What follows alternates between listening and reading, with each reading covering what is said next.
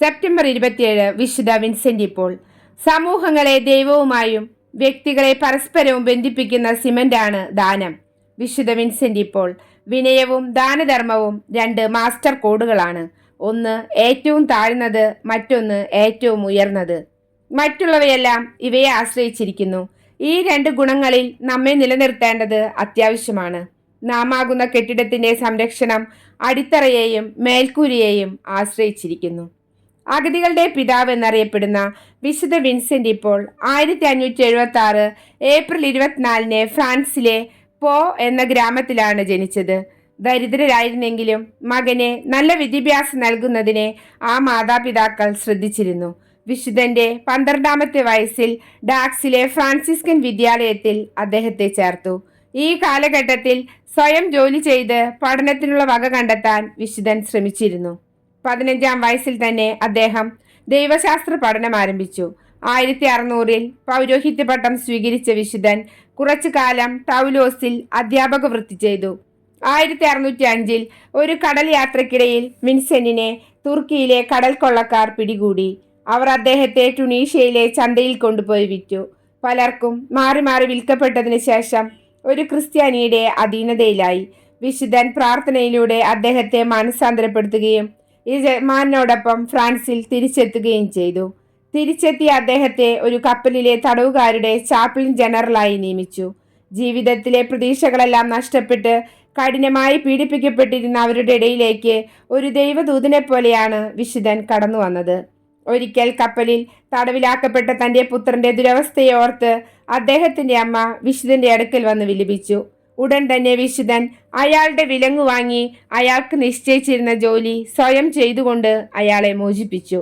തന്റെ ആർഭാടകരമായ ജീവിതത്തിനു വേണ്ടി പുരോഹിത വൃത്തി തെരഞ്ഞെടുത്ത ആളായിരുന്നു വിശുദ്ധനെങ്കിലും മരണത്തെ അഭിമുഖീകരിച്ചു കൊണ്ടിരുന്ന ഒരു കർഷകന്റെ കുമ്പസാരം കേൾക്കാനിടയായ വിശുദ്ധനെ മനപരിവർത്തനം സംഭവിച്ചു. പാവങ്ങളോട് അനുകമ്പ നിറഞ്ഞ മനസ്സുമായി വിശുദ്ധൻ ദരിദ്രർക്കായി നിരവധി ദൗത്യങ്ങൾ ഏറ്റെടുക്കുകയും അവരെ ആത്മീയമായും സാമ്പത്തികമായും സഹായിക്കുവാനായി ധാരാളം സ്ഥാപനങ്ങൾ സ്ഥാപിക്കുകയും ചെയ്തു.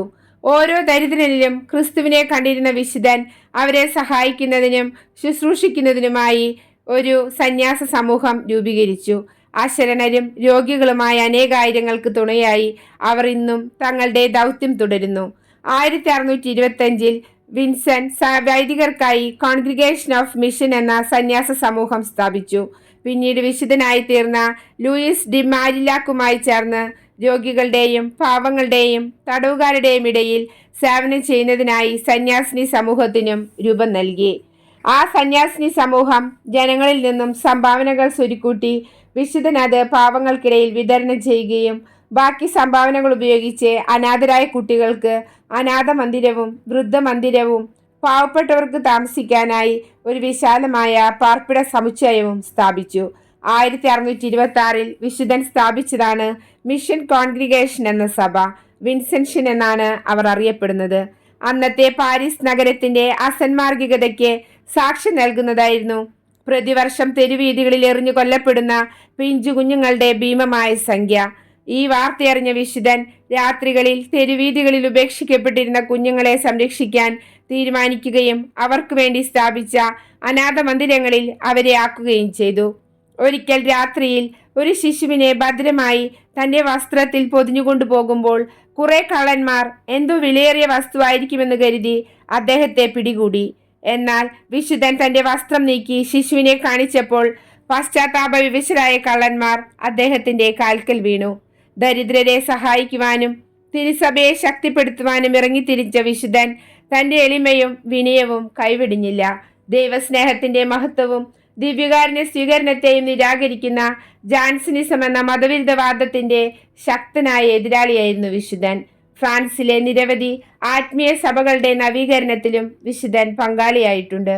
ജീവിതത്തെ ശുശ്രൂഷയും സ്നേഹവുമാക്കി മാറ്റിയ അഗതികളുടെ പിതാവായ വിശുദ്ധ വിൻസെന്റ് പോൾ 1660 സെപ്റ്റംബർ 27 സ്വർഗീയനാഥന്റെ സന്നിധിയിലേക്ക് യാത്രയായി. 1737 ക്ലെമന്റ് 12ാമൻ പാപ്പ വിൻസെന്റ് പോളിനെ വിശുദ്ധനായി പ്രഖ്യാപിച്ചു. 1835 ഫ്രഞ്ച് പണ്ഡിതനും വാഴ്ത്തപ്പെട്ടവനുമായ ഫ്രെഡറിക് ഓസാന വിശുദ്ധന്റെ പ്രചോദനം ഉൾക്കൊണ്ട് വിശുദ്ധന്റെ നാമത്തിൽ പാവങ്ങളുടെ ആശ്വാസത്തിനായി വിൻസെന്റ് ഇപ്പോൾ സൊസൈറ്റി എന്ന സംഘടനയ്ക്ക് രൂപം നൽകി. എല്ലാ കാര്യത്തിലും എല്ലാ നിമിഷവും ഈശോയെ പിൻചെല്ലുക എന്ന് പഠിപ്പിച്ച വിശുദ്ധനെ, അങ്ങയുടെ പാതയിലൂടെ ചരിക്കാൻ ഞങ്ങളെ സഹായിക്കണമേ.